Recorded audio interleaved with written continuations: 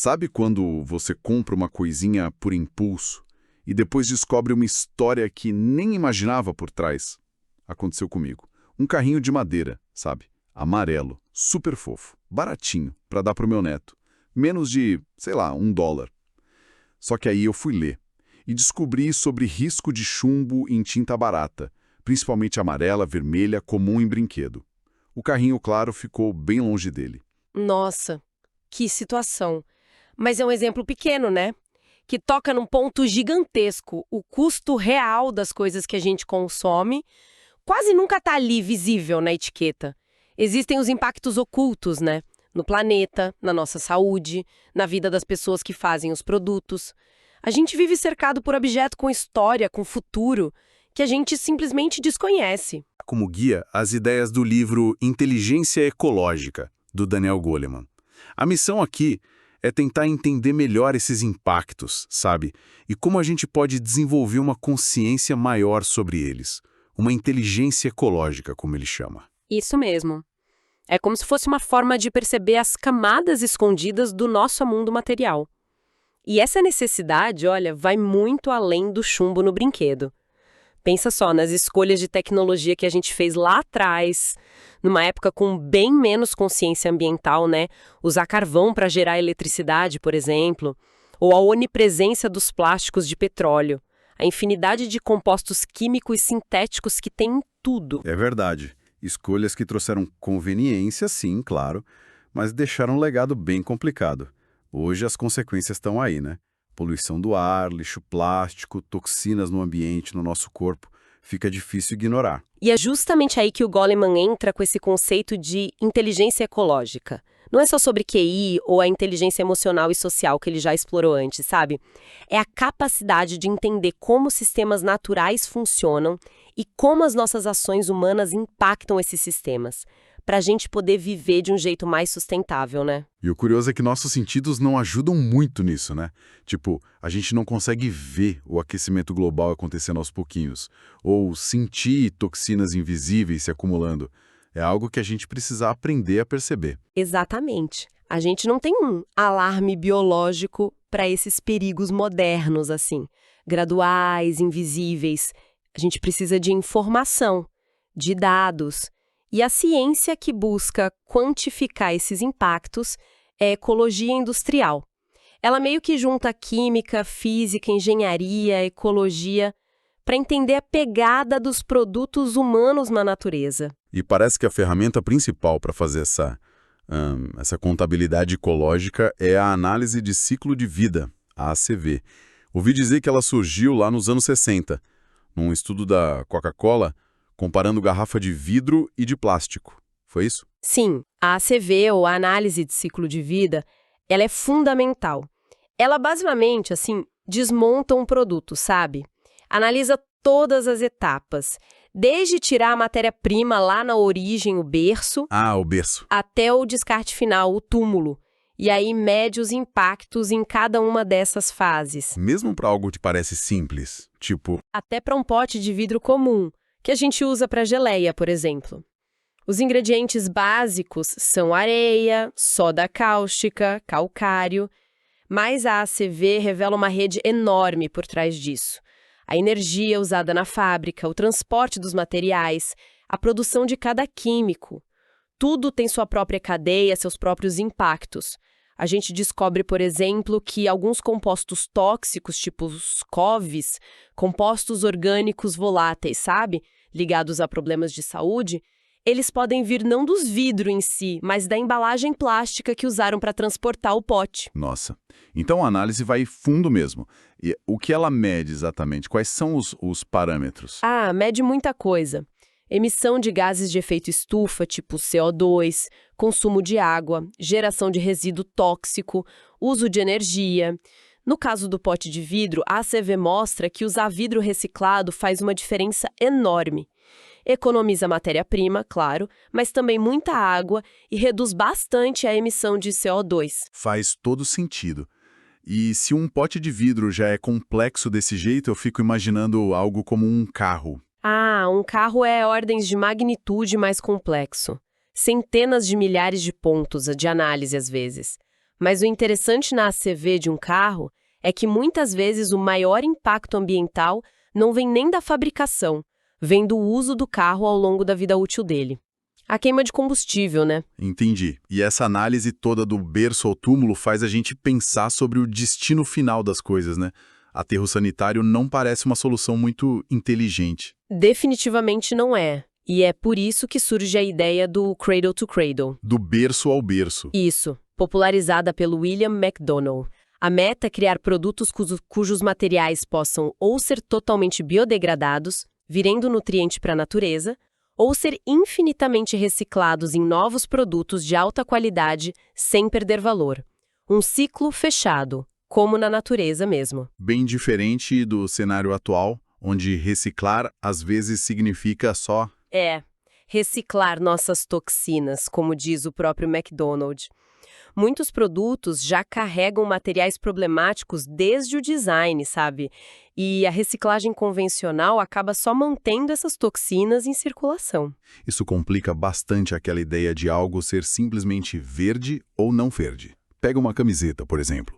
100% algodão orgânico. Parece ótimo, né? Sim, o lado bom é claro, não usa aqueles pesticidas pesados do algodão convencional, que podem ser muito ruins para a saúde e para o ambiente.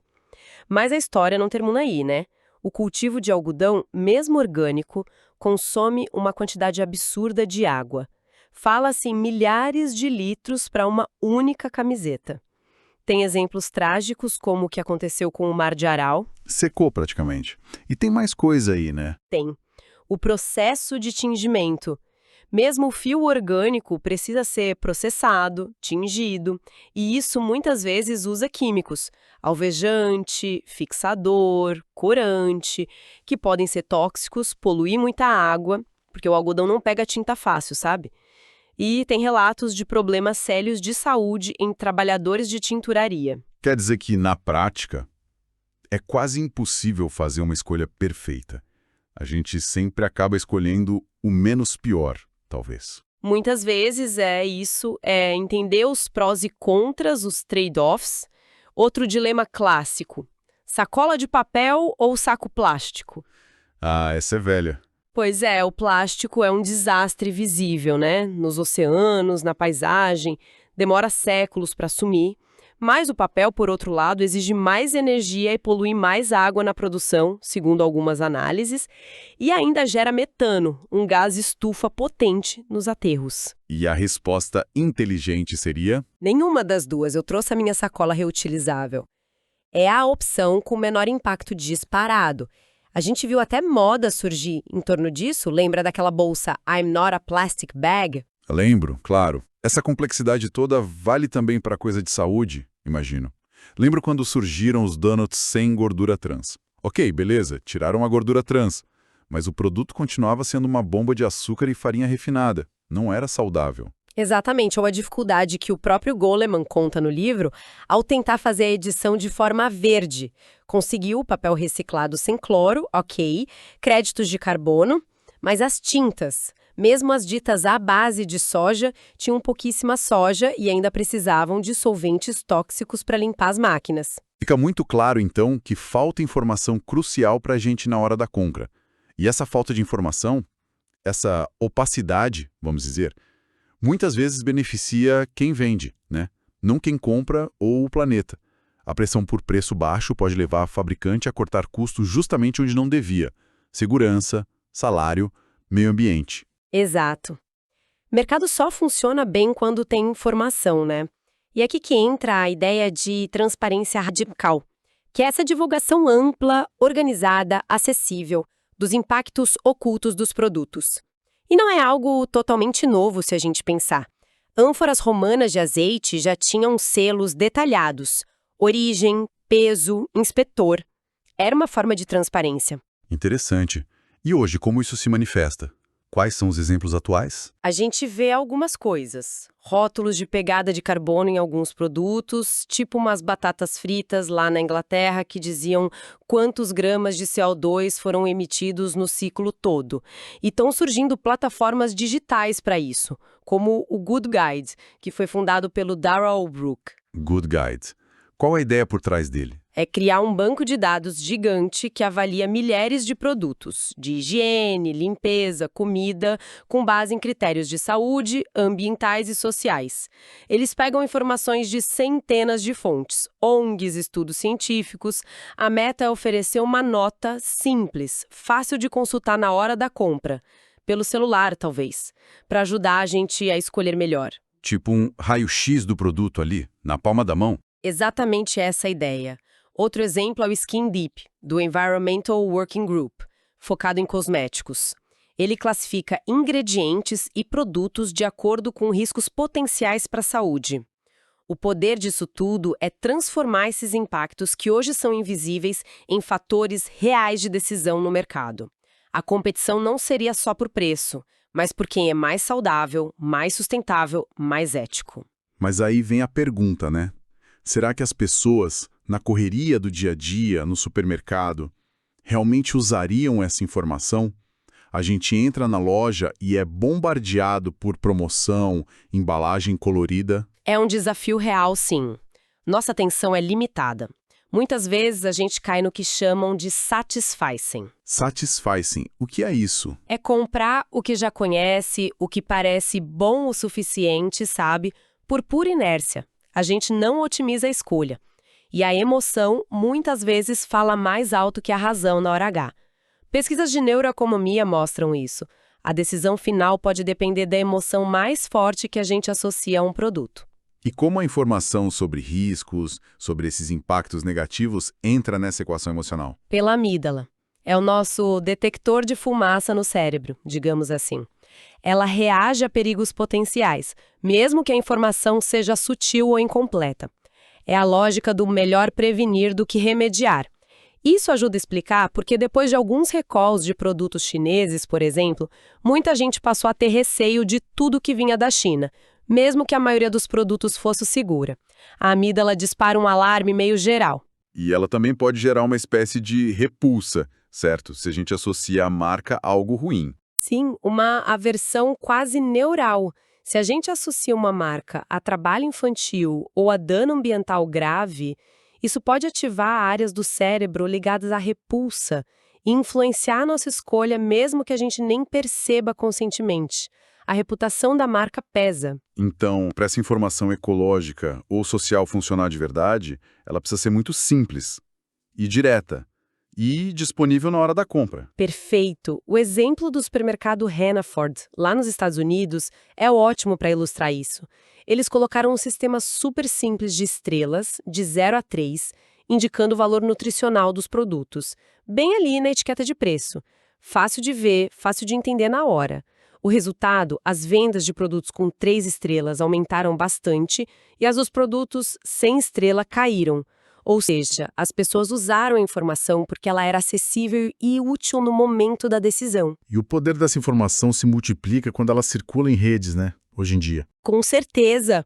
Com rede social, a informação, seja boa ou ruim sobre um produto ou uma empresa, pode viralizar muito rápido. A gente viu exemplos de estudantes usando o Facebook para pressionar banco a reverter taxa, por exemplo. Ferramentas como esse Good Guide têm esse potencial viral. Um consumidor descobre algo, compartilha, e isso pode criar uma pressão coletiva enorme. E existem muitos grupos ativistas usando justamente essa transparência como ferramenta de pressão, né? Milhões deles, segundo Paul Hawken, focados em diversas causas, sociais e ambientais, eles usam a informação para expor problemas, para mobilizar consumidor e investidor. Além disso, tem pesquisas mostrando que as gerações mais jovens, elas estão particularmente mais inclinadas a considerar esses fatores éticos e ambientais nas escolhas, se tiverem a informação, claro. E essa pressão toda do consumidor, de ativista, às vezes da própria regulação, acaba forçando as empresas a mudar, imagino eu. Sim, e tem uma evolução interessante aí que o Peter Senge descreve. As empresas muitas vezes começam na negação, na resistência. Isso não é problema nosso. Depois vem a fase de fazer só o mínimo exigido por lei. É a conformidade reativa. Em seguida, algumas começam a perceber que ser mais eficiente, mais sustentável, pode até economizar dinheiro e melhorar a imagem. A conformidade voluntária, ou a busca por eficiência. Isso. Pensa no Walmart otimizando rota de caminhão para economizar diesel, ou empresas fazendo retrofit em prédio para gastar menos energia. E qual seria o próximo passo nessa evolução? É a integração estratégica. A sustentabilidade deixa de ser só marketing ou corte de custo. Ela passa a ser vista como fonte de inovação, de vantagem competitiva. A P&G, por exemplo, usou a ACV para descobrir que aquecer água para lavar roupa era um impacto energético gigante dos seus detergentes. Daí veio a ideia de criar o Tide Cold Water para lavagem a frio. E também as embalagens mais concentradas, menos material. E tem um estágio final, ou um ideal. Tem o que Sandy chama de propósito ou missão. São aquelas empresas que já nascem com a sustentabilidade no DNA, no centro do negócio. Como a Interface, aquela fabricante de carpetes que, sob a liderança do Ray Anderson, se propôs a zerar o impacto ambiental negativo. Uma meta super ambiciosa. Ou a Eosta, uma distribuidora de orgânicos na Europa, que rastreia cada fruta até o agricultor e avalia ele em critérios sociais e ambientais. Interessante. E a gente vê até colaborações entre concorrentes, né? Como na indústria de equipamentos esportivos, criando índices para avaliar fornecedores juntos. Sim, porque eles percebem que os desafios são grandes demais para resolver sozinho. A cadeia de suprimentos é global, é complexa, mas claro, ainda tem muitos obstáculos. O custo ainda é rei para muita decisão de compra, para muita estratégia empresarial. E auditar essas cadeias globais para garantir que as boas práticas estão sendo seguidas é extremamente difícil e nem sempre confiável, como algumas auditorias sociais já mostraram. Mas aí entra o poder dos grandes compradores, certo? Varejistas gigantes, governos, universidades, eles têm um poder de barganha. Exato. Eles podem exigir padrões mais altos e puxar toda a cadeia de fornecedores junto. O Walmart pedindo um scorecard de sustentabilidade para as embalagens dos produtos, ou buscando maneiras de oferecer café com selo Fair Trade a preços competitivos, são exemplos dessa força de mercado. Falando em Fair Trade, isso nos leva a outra dimensão importante, que talvez a ACV tradicional não cubra tão bem, o lado social, as pessoas. Precisamente. Não adianta um produto ser super verde se ele foi feito em condições de trabalho degradantes, né? A gente precisa olhar para a sociosfera, para os impactos humanos. E aí surge a ACV Social, ou SLCA. Ela tenta medir justamente fatores como condições de trabalho, salário justo, trabalho infantil e impacto nas comunidades locais. Mas medir isso deve ser ainda mais complicado que medir impacto ambiental, né? Muito mais.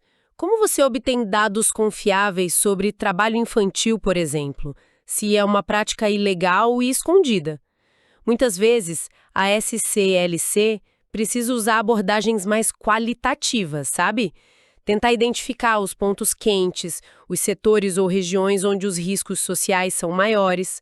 É uma área que ainda está se desenvolvendo muito. Existem análises que tentam pesar os danos ambientais versus os benefícios sociais do desenvolvimento econômico que a produção gera. Sim, tem um estudo interessante do Gregory Norris, na Holanda, usando uma métrica chamada DALYs Anos de Vida Perdidos Ajustados por Incapacidade.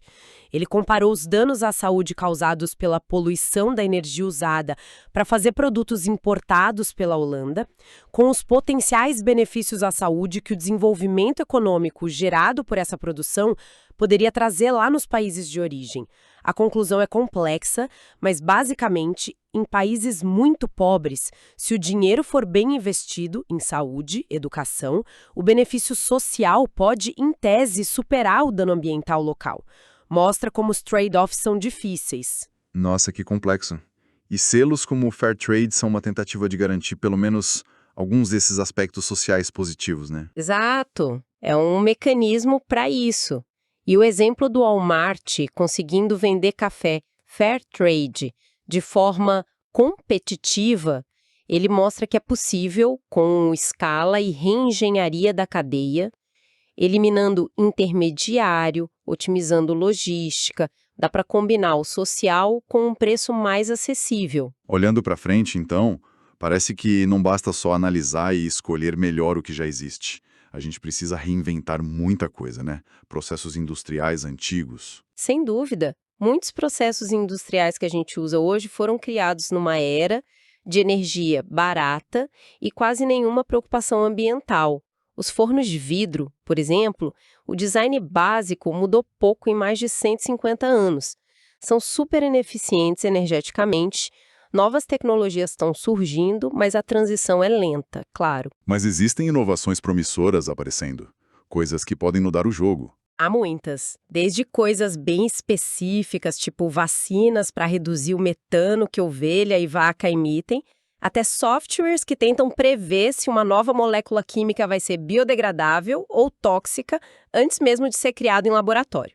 A gente vê também projetos de sistemas mais integrados, linha de metrô que reaproveita energia de frenagem, fábrica que usa resíduo local como matéria-prima e energia. É uma mudança de mentalidade que a gente precisa para combater aquela tragédia dos comuns, né? Aquele problema de todo mundo usar excessivamente um recurso compartilhado. Ar limpo, água, solo fértil, porque ninguém paga diretamente pelo seu uso ou pela sua degradação. Exatamente, a gente está começando a tentar quantificar o valor desses recursos, do chamado capital natural. Tem iniciativas no Canadá, por exemplo, que avaliaram os serviços que um ecossistema florestal presta, purificar água, sequestrar carbono, etc., e chegaram a valores que superam a exploração madeireira.